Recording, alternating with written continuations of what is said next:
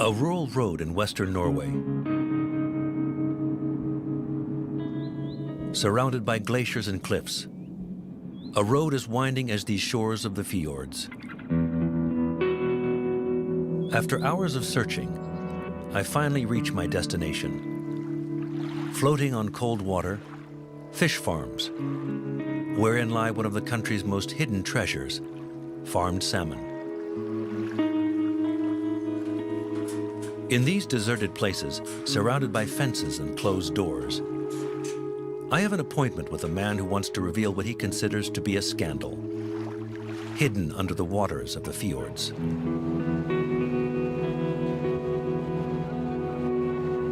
Kurt Odegalv is one of Norway's most respected environmental activists.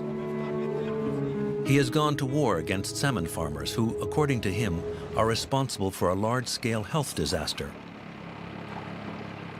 It is a disaster, this, and now all this fish, because they're too many together, you know, with 2 million in a fish farm like this, they're too many together, and they get sick, and today you have a pandemic because PD and ISA is spread all over Norway, and they don't want to tell it to the customers like the people in France, you know.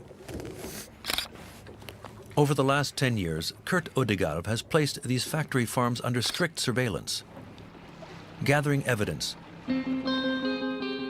Today he wants to reveal to me the practices of these Norwegian fish farmers whom he considers so dangerous.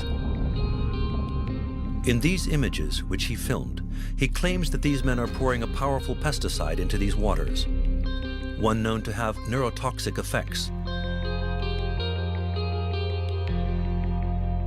They must protect themselves with work suits and gas masks from chemicals to treat salmon attacked by pests and diseases which abound in these farms. You will find different kind of ivermectin, you will find flubenzerones, you know, all kind of chemicals, and that's disgusting, you know. It's nothing for people to eat. I mean, you know, Norwegian salmon is the most toxic food you have in the whole world. Toxic fish, which are regularly sold in our supermarkets. And Norwegian salmon is not the only species concerned. To verify these accusations, I spent several months investigating behind the scenes in the fishing industry. The ultimate health food, recommended by doctors and nutritionists, fish has retained its image as a healthy and natural product. Yet its flesh holds many secrets, among the most toxic in the agro-food industry. From Norway to Vietnam, via Sweden and Denmark, I investigated the ins and outs of this global industry. Fish, livestock, fish products, but also prepared dishes. We're going to dive into the murky waters of an out-of-control industry which, to our knowledge, is pouring a dangerous cocktail of chemicals into the food which reaches our tables.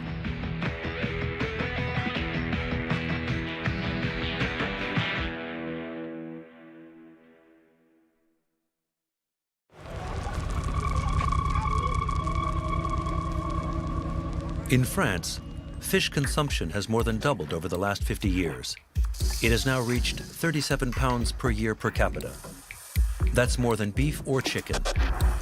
To meet the demand, new fish have appeared today, and today's fish shops hardly resemble those of the past. Hello, young man. Hello. What would you like? I'd like 2 salmon fillets, please. Okay. Okay. In this Parisian fish shop, the salmon is Scottish, the bass is Greek, and apart from the trout, not a French fish to be seen. We have very little French fish because we know that's not what we're getting. They just say it's from certain zones in the North Atlantic. A few years ago, we had a lot more precise information. Today, the vast majority of fish consumed in France is imported, and nearly half of it is farmed fish. We have farmed salmon, bass, and bream. Approximately 60% is fish from the sea, and the rest is farmed. fish which are much cheaper than fished products, such as these farmed salmon fillets or these panga fillets. At €12.90 per kilo, it's the cheapest fish in the store. At $12.90 per kilo, that allows some people to be able to eat fish inexpensively. They can't afford to buy cod fillets at €32 a kilo. It sells very well. When's the next shipment? Tomorrow. Relatively unknown until 10 years ago, today, panga is one of the 10 most consumed fish in France. It can be found in fish shops and also in most supermarkets as frozen fillets.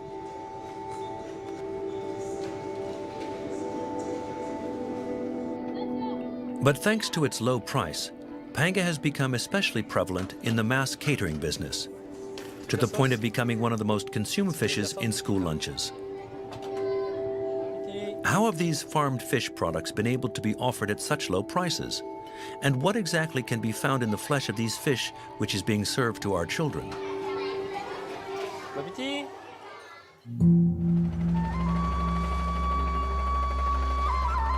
In southern Vietnam, in the Mekong Delta, the first step of my investigation.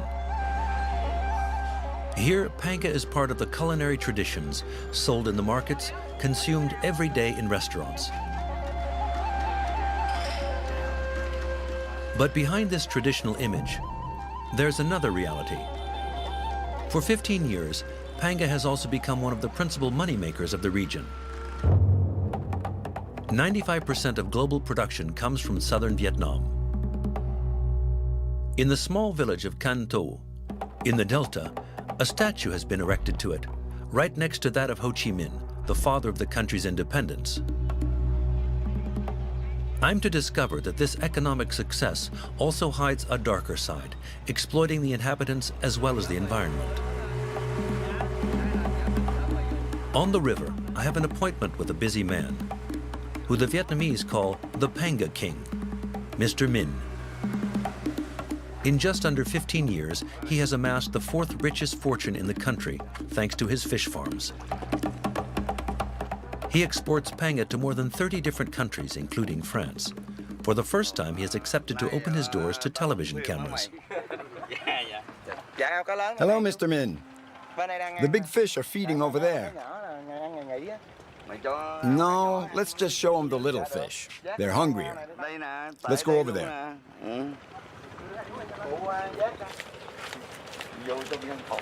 Mr. Minh's fortune can be found entirely under the water of these fish ponds. To understand its magnitude, you must come here early in the morning and watch the show while the fish have their breakfast.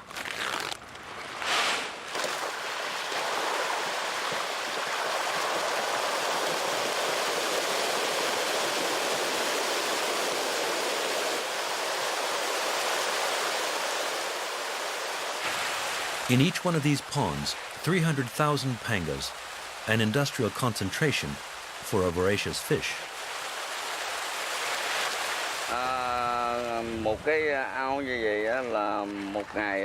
We feed these panga twice a day, and each time we give them 3 tons of food. That's how we feed them.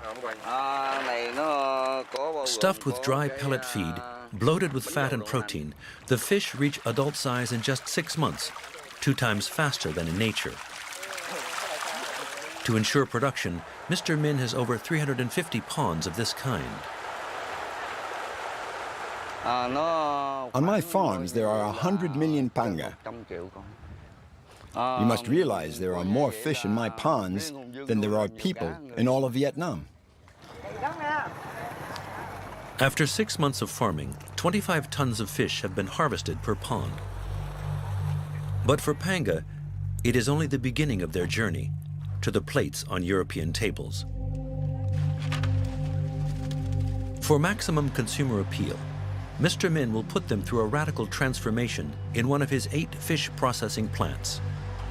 In less than an hour, they will become frozen fillets filled with additives ready for export.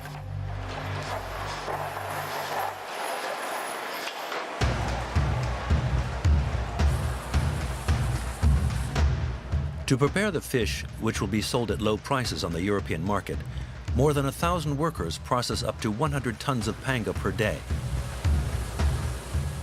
Employee compensation depends on their performance, up to 150 euros per month. But to do that, they must keep up the pace. On average, 10 seconds per fillet, 10 hours a day. The more they work, the more they earn. That's the rule here.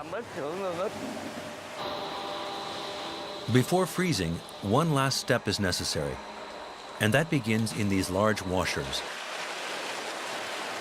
In this water, polyphosphates, additives which facilitate freezing. But they have another advantage.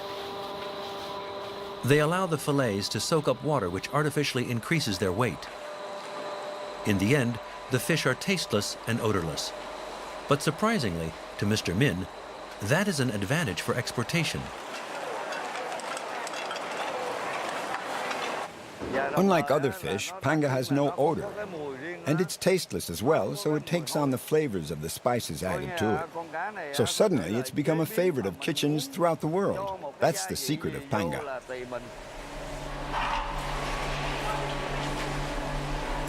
Every year, Vietnam exports 1.5 billion of these low-cost, colorless, and odorless fillets. 20% of the production coming from Mr. Min's plants. In his freight depot, several thousand tons are being shipped to Spain, the Ukraine, as well as Brazil, but also, according to Mr. Min, to certain French supermarkets. Okay.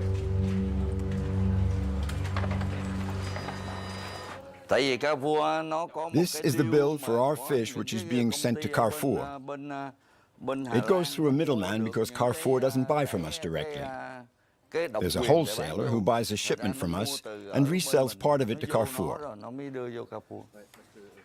Look, this is the wholesaler who's based in Paris. In Mr. Min's panga, we didn't find anything that would raise health concerns.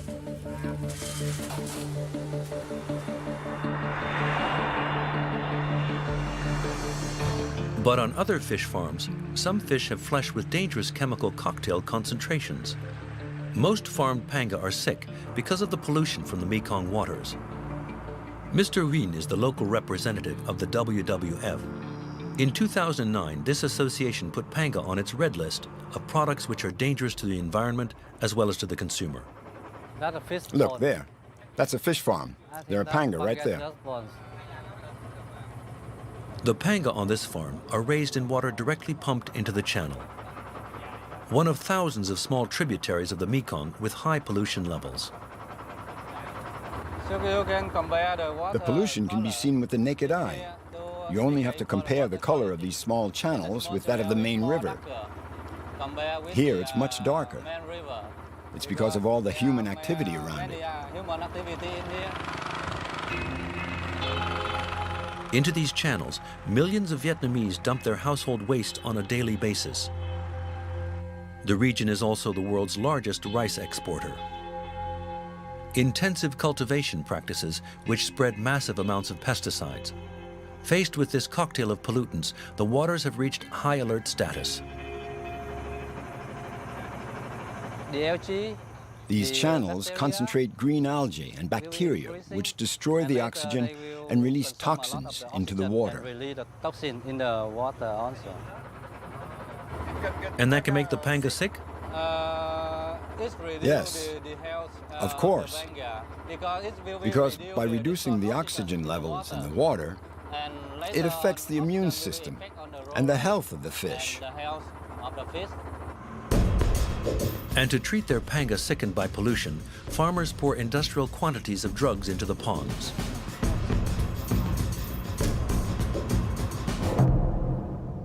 On this farm, in fact, the fish have caught several diseases. So this is a big farm, huh? Yes.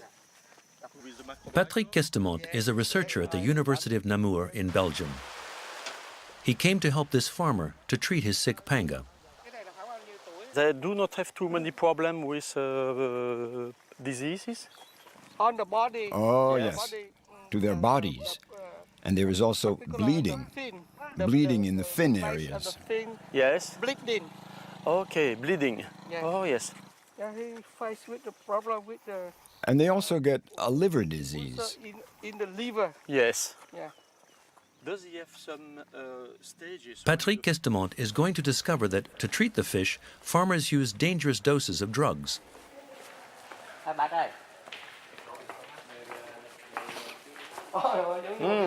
Plenty of chemical here. Okay. Yes, here you can see the antibiotics.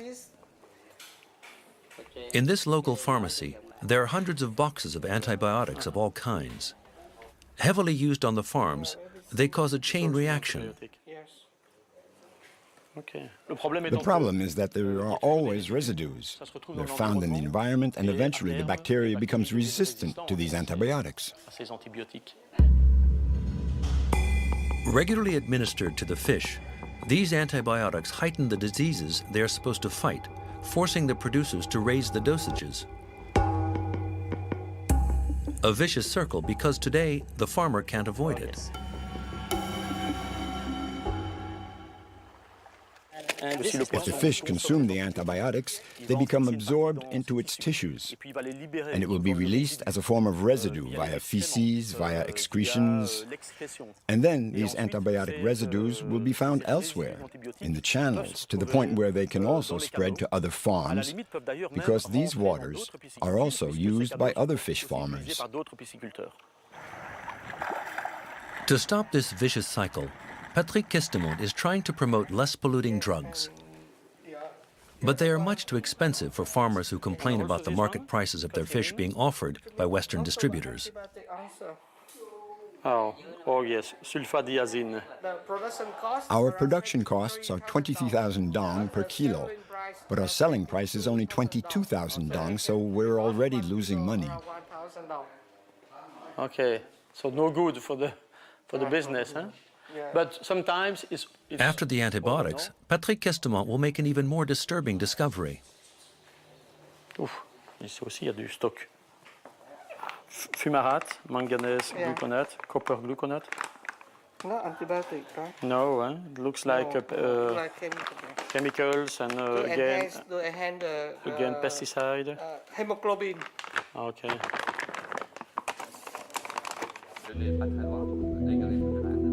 Pesticides that concentrate in fish flesh and in the Mekong waters.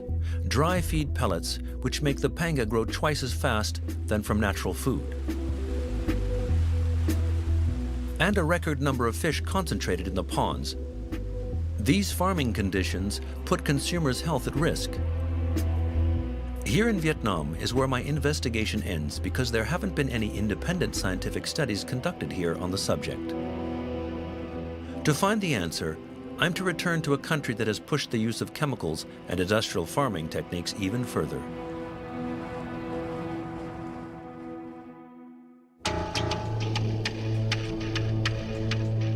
In Norway, fish farming is a €4 billion a year industry. This is the second biggest resource of the country after oil. 70% of the salmon consumed in France comes from these farms, which are directly immersed in the waters of the fjords. But in this secret and opaque world, journalists are not welcome. And no fish farmer has agreed to open its doors to us.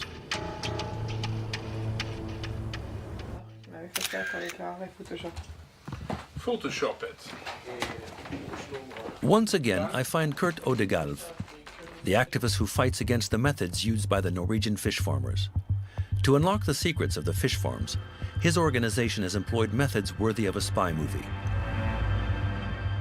This boat, and also with the underwater robot, with which he probes the waters of the fjords.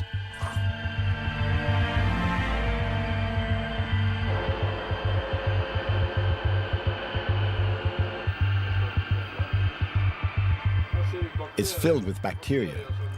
There in the bubbles, this layer is full of waste. Under the farms, mountains of sediment, 15 meters high, where there is a mixture of food scraps and chemicals which are poured into the farms every day.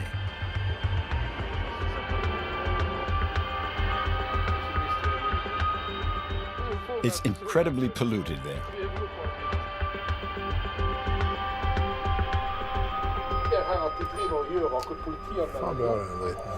What kind of elements is this?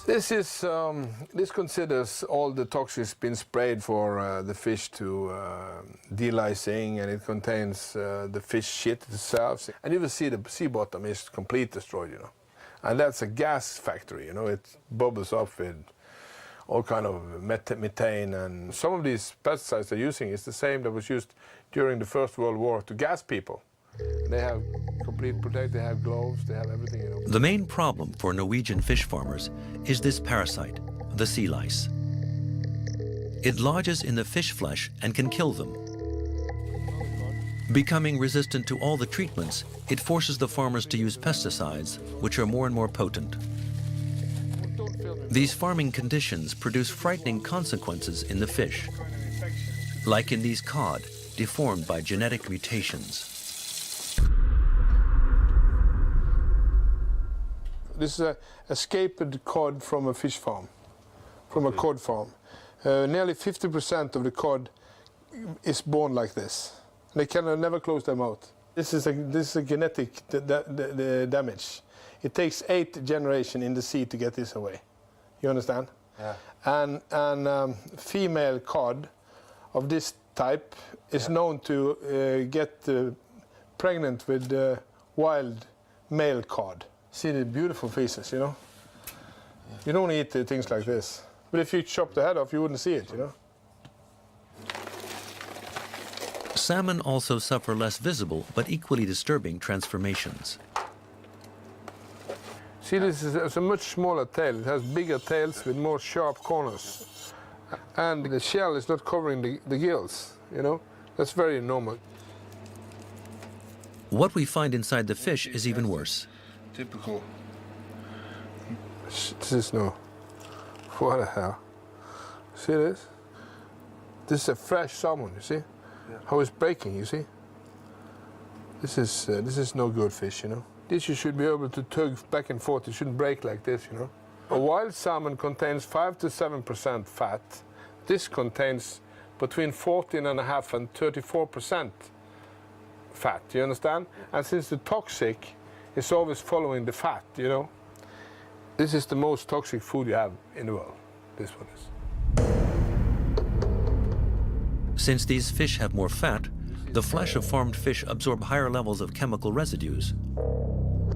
And the observations of Kurt Odegaard have now been confirmed by the studies of a French researcher. Jérôme Rouzan works for the University of Bergen in Norway. He measured the concentration of toxic chemicals present in various food products. And the results that he obtained are enlightening. The different colors represent different pollutants. Here you have different food products.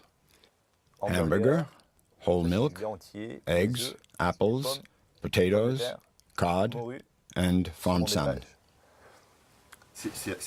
That's incredible. We can see from the chart that the farmed fish has much higher levels than the other products. Compared to other products, we can see very clearly that farmed salmon contains much more pollutants.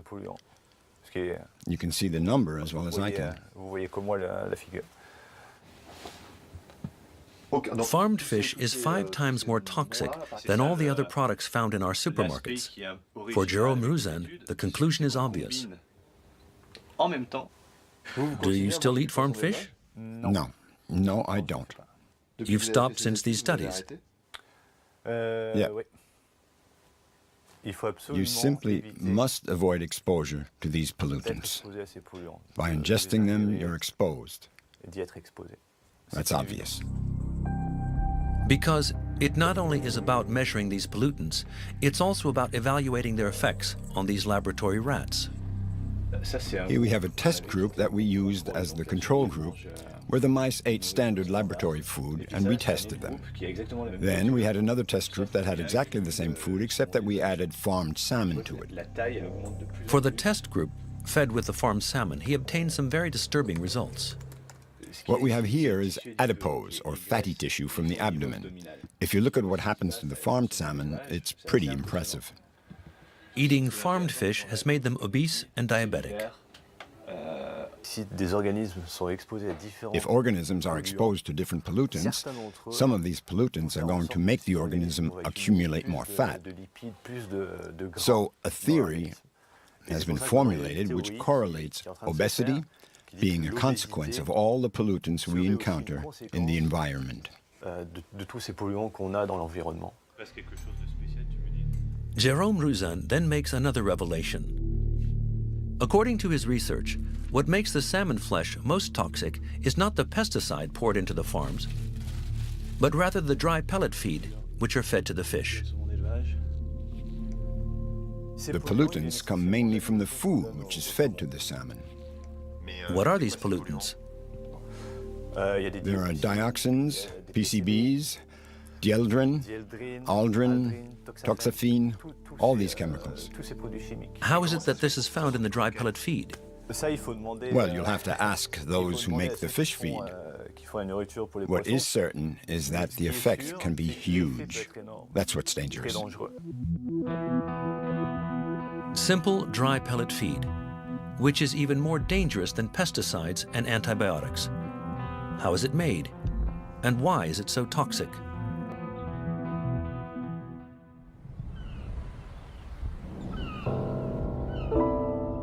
The small port of Tiburon in western Denmark. Here, fishing boats don't supply fish markets or supermarkets. This factory makes fish feed. Finn Nielsen is the factory foreman. Here's his specialty. A pleasure. Here's our product, dry fish pellets.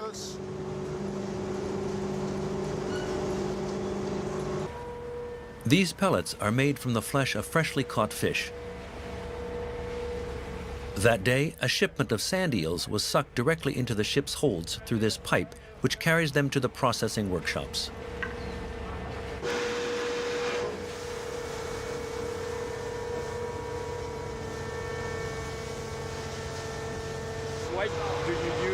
Why do you use these eels for your feed pellets?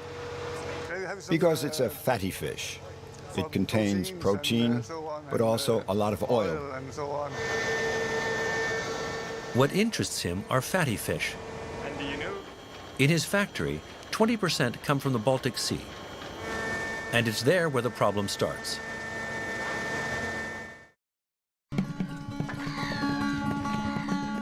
The Baltic is one of the most polluted seas in the world. And some of the species they catch there have become toxic, contaminating the pellets, but also the entire food chain. In Sweden, I have an appointment with Jan Isaacson. He's a Greenpeace activist. He brings me to a fish shop to buy fish caught in the region. Hello. I'd like some herring and salmon, please. But before selling them to us, the fishmonger is going to say something rather surprising. She's warning us about her own merchandise. It's not very big. This is Baltic herring. You should be careful. People are very much aware. They don't eat it more than at the most once a week. And it's the same thing with the eel. And if you're pregnant, you shouldn't eat the fish from the Baltic at all. If she gives this warning, it is thanks to the work of Jan and the Swedish government, which have started giving public health warnings against eating Baltic fish, especially fatty fish like salmon or herring. It contains high levels of dioxins, and it's one of the most powerful toxic pollutants that we know of today. And extremely low levels of dioxins can have effects on your hormone systems. It can cause cancer. To find the source of this pollution, we don't have to look very far. So let's try the small road. Just an hour's drive outside of Stockholm to this chemical plant, which turns Swedish trees into paper.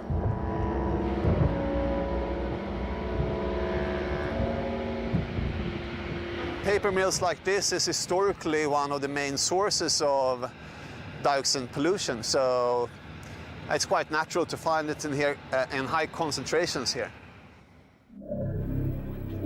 And Swedish chemicals are not the only polluter. Around the Baltic Sea, 9 highly industrialized countries, including Germany and Russia, dump their chemical waste. An almost closed sea, whose waters are not renewed for 30 years. The chemicals are concentrated here and end up in the fish. These pollutants, they bind to the fat in your body, and that's why salmon and herring is extra vulnerable to this pollutant, because they have a very fatty meat, which we like because of the omega-3. But at the same time, they bind a lot of these very, very dangerous toxics. These chemicals then move up the food chain.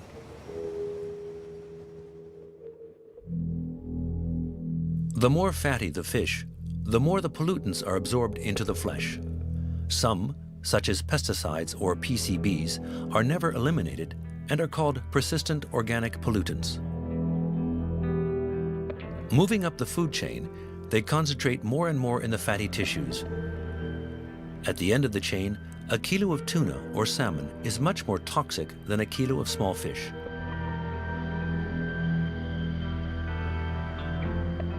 Consequently, some fatty fish from the Baltic have become unfit for consumption. So they are harder to find on the consumer's plate. So, they find themselves in heavy demand in the market for making dry pellet fish feed. And that's where the toxicity builds up.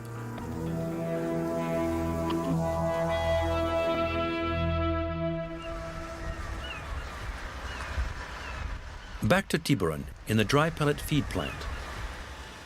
To process the fatty fish, Finn Nielsen cooks them in these large ovens. At the end of the line, he obtains 2 very different products. Firstly, protein powder, and secondly, fish oil. These 2 ingredients are used to come up with the finished product, and each of them in their own way will contribute to the contamination of the pellets. Let's begin with the oil. By concentrating in the fatty parts, it accelerates the buildup of the pollutants. This is why farmed fish are more susceptible than wild fish. Protein powders, in turn, pose another problem, even worse. It's at the end of the line that I find it, in this large chemical container.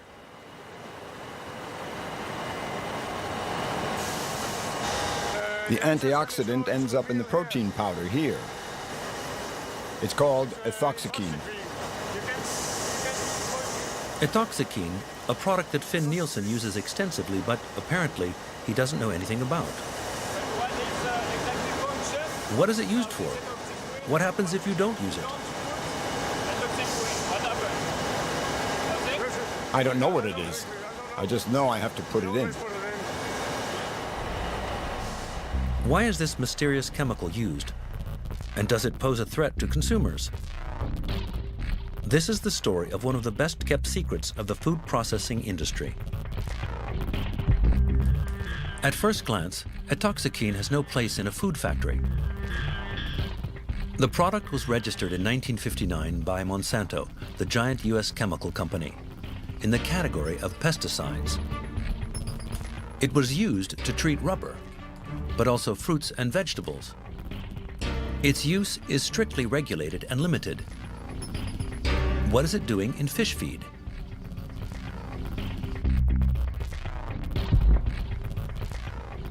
The answer can be found in Switzerland, in Geneva, in this anti-fraud laboratory. 2 years ago, Patrick Eder and Didier Ortelli were surprised to find ethoxyquine in the flesh of farmed fish in extremely high levels, well above the 50 micrograms per kilogram permitted in foodstuffs.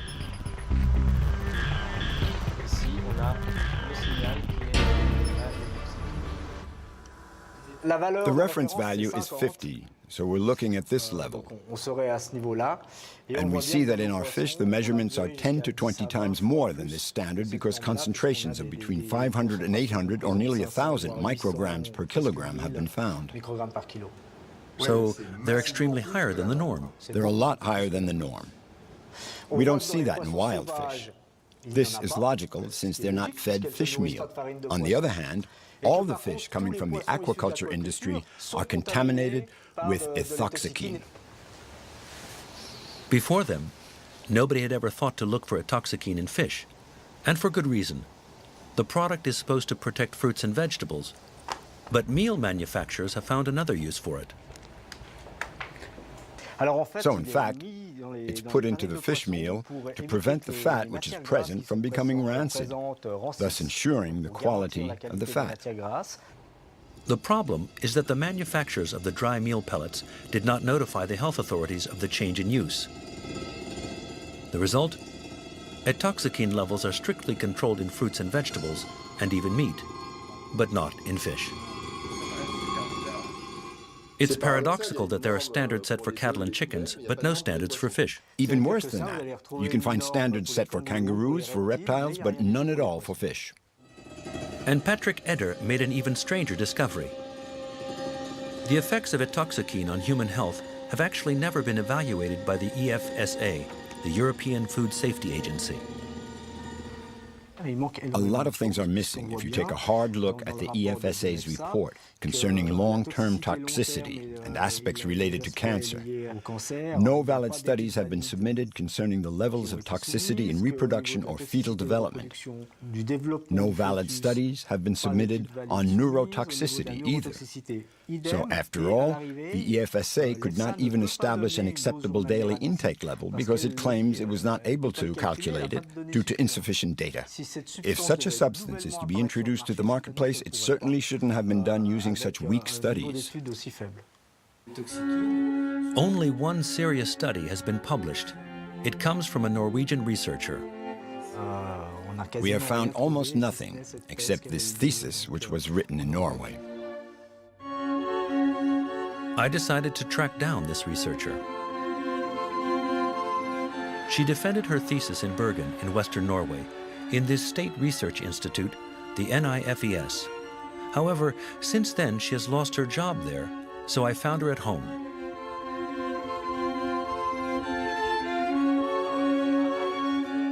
Working with ethoxyquine, Victoria Bone at first discovered that nobody, not even the manufacturer Monsanto, had any idea of the effects of this chemical on human health.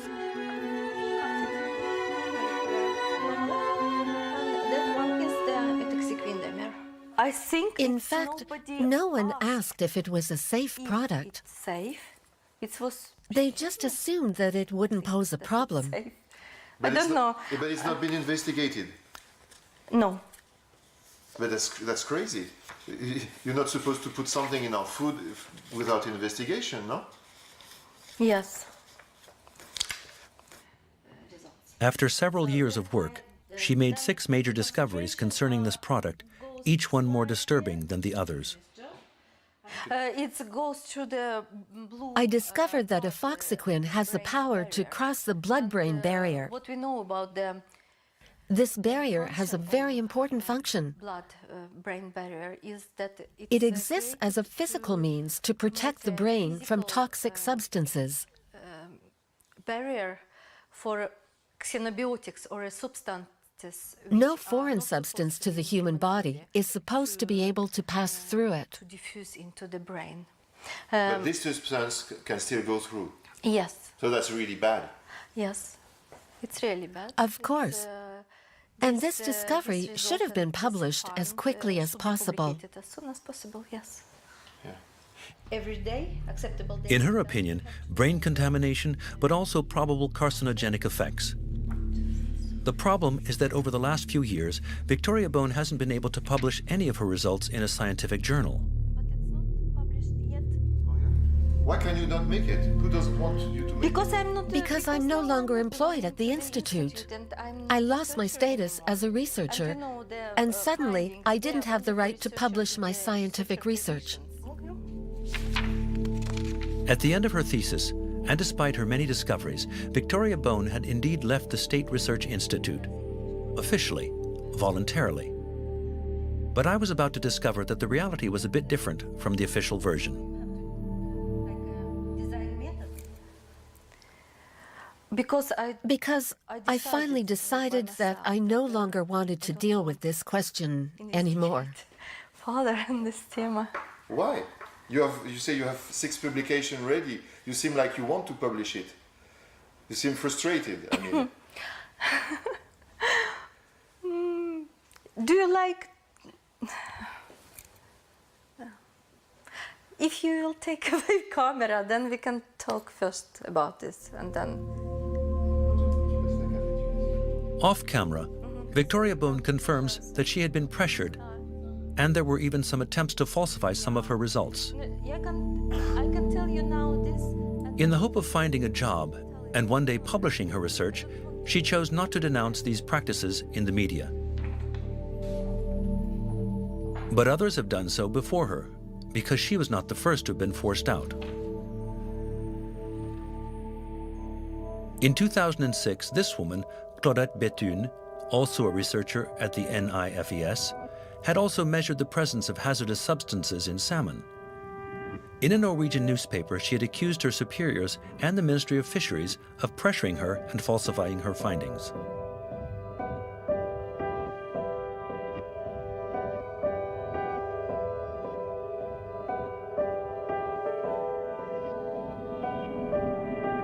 Four years ago, research funding for atoxikine was cut by the Norwegian Ministry of Fisheries. And according to Kurt Odekalv, this decision may have been made under pressure from the Minister of Fisheries herself. She is also the author of the food security system that's controlling the fish farm diseases. And she controls the food authorities, she controls all things that has to do with fish farming in Norway. And she uses her power in a bad manner. So she gives them order to take down this fish, the disease, take it down from 1 to 2, so we can sell the fish. So we don't lose money, we have to sell the fish. So they sell the fish that's infected and sick. And that's never been before. She is a rotten piece of in this story. To verify these accusations, I decided to speak with this minister. In Brussels, in the aisles of a trade show, I have an appointment with her for a 5-minute interview. But the time allotted to me will be much shorter.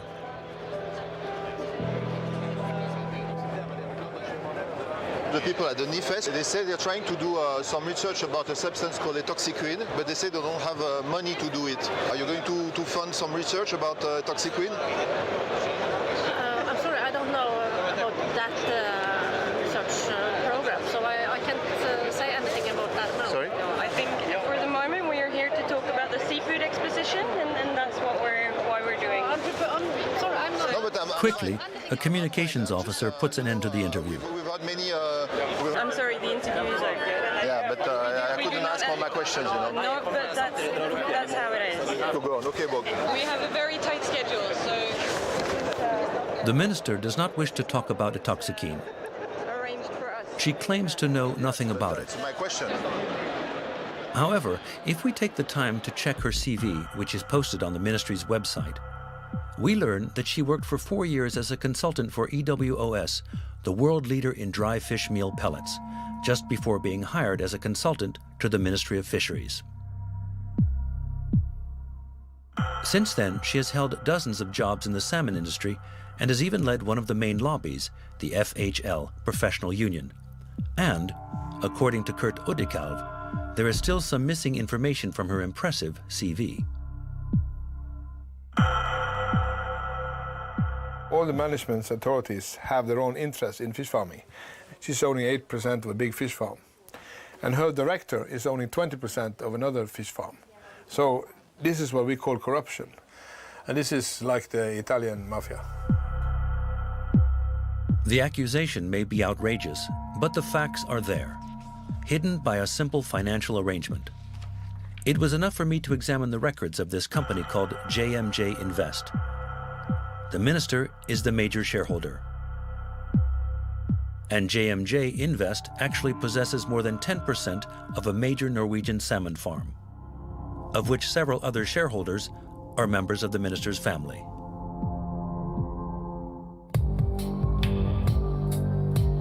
Toxic fish, Researchers muzzled, a minister with a conflict of interest. I left Norway a little surprised by what I had just learned. But my investigation is not quite finished yet. I still have to discover how these fish sometimes make it to our plates without us even knowing it.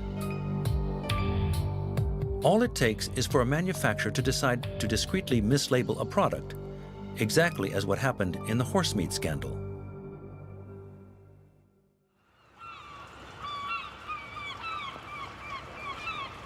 In Boulogne-sur-Mer, the main French fishing port, some companies are not happy just selling fish.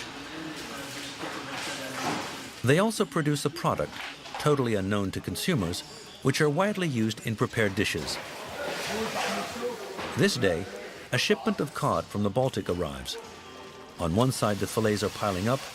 On the other, the waste, which will not be lost.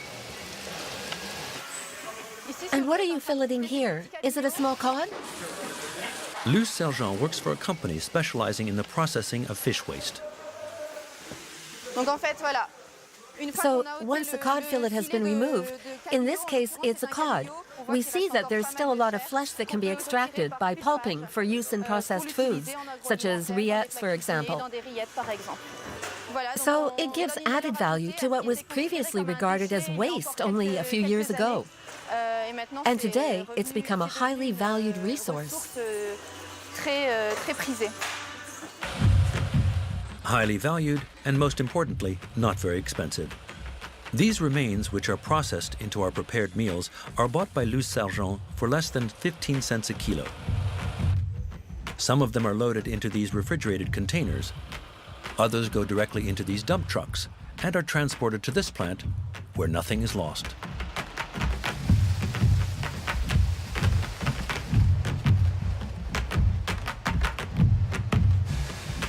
Firstly, the fish skins are recovered for use in the cosmetic industry. As to the heads and the flesh that remains attached to the bones, they are sent to be processed in this workshop. But when we arrived, all of the machines had been turned off, even though it's pretty clear that they had recently been in use. But just before our visit, the boss of the plant ordered the production line to be shut down. Showing the workshop procedures doesn't bother him. He's just afraid that consumers would be shocked if they saw what the pulp looks like.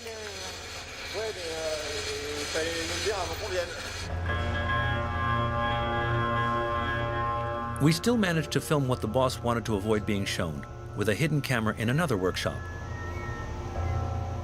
It's of this pulp machine in action, crushing the waste and extracting this shapeless mash and not very appetizing substance, which is called the pulp.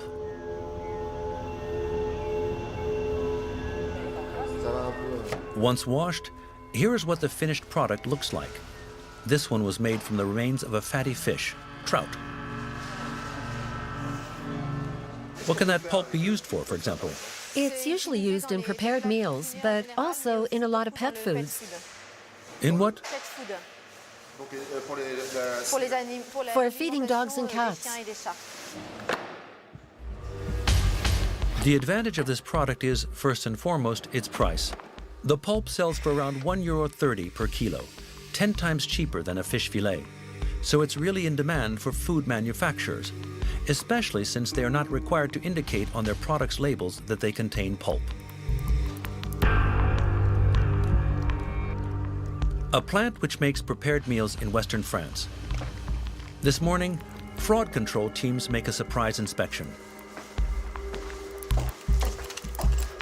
So, Mr. Emmerich, head of the Social Protection Department. Hello, welcome. Jean-Michel Emmerich came to inspect the stocks of this famous brand food processing company, and this cod and potato pie, he wants to check its composition. So this is the list of ingredients. You have water, cod, 23%, made up exclusively of cod and salt. So the professional's job is to determine if there is indeed 23% of the pure product in this meal. Pure product, in a manner of speaking. When a prepared meal is labeled, for example, made with cod, without adding the words fish fillet, it is usually made with pulp. You cut off the edges, and you take sample pieces from the middle. Jean-Michel Emerick wants to check that the composition of the pulp block corresponds to what is indicated on the label. So here we have a block of fish flesh, which has been compressed because it's a frozen product. So obviously it's easier to hide other fish species by mixing them in with the cod than it would be if they were presented as fillets.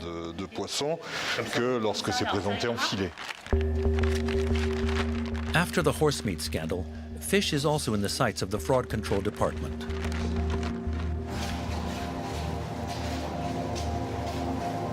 The samples are sent for DNA analysis to the Marseille National Analysis Laboratory, led by Frédéric Saltron.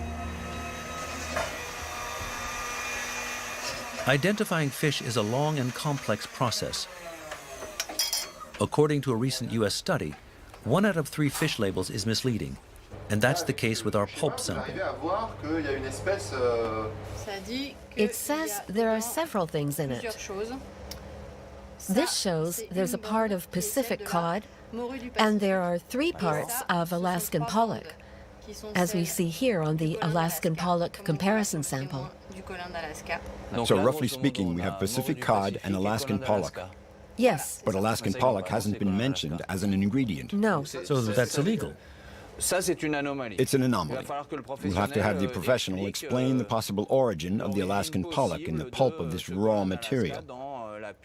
We shouldn't exclude the possibility of the accidental origin of the fish, or simply the fact that Alaskan pollock is cheaper than Pacific cod, which could be a case of fraud. And you also have another kind of possible fraud, which would be passing off a farmed fish as a wild one. Pollock in place of cod.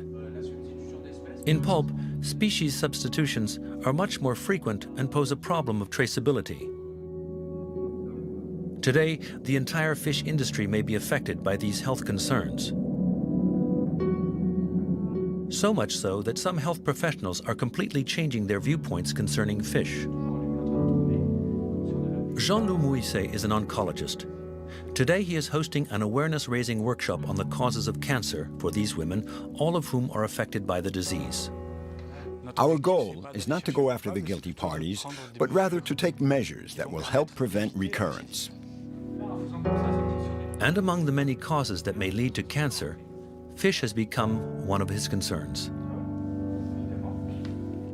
Simple advice. Don't eat much big fish, like salmon or tuna, not more than once or twice a month. You should eat small fish, rich in omega-3s if possible.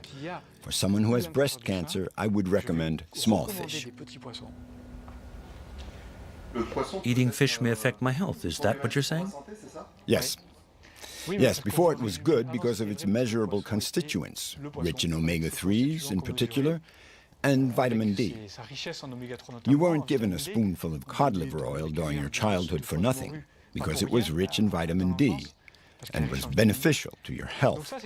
But suddenly, we find fish that is full of pesticides and mercury. And if it's fish from Finland, we know that there is a lot of radioactivity, still 20 years after Chernobyl. So it's fish that shouldn't be eaten. It's fish that's full of radioactivity, mercury, heavy metals, PCBs, dioxins, etc.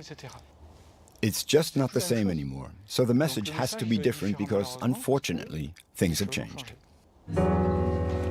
For 30 years, the French health authorities had encouraged unlimited fish consumption. This summer, they lowered their recommendations. No more than 2 servings of fish per week. One way to prevent or anticipate what could be our next food scandal.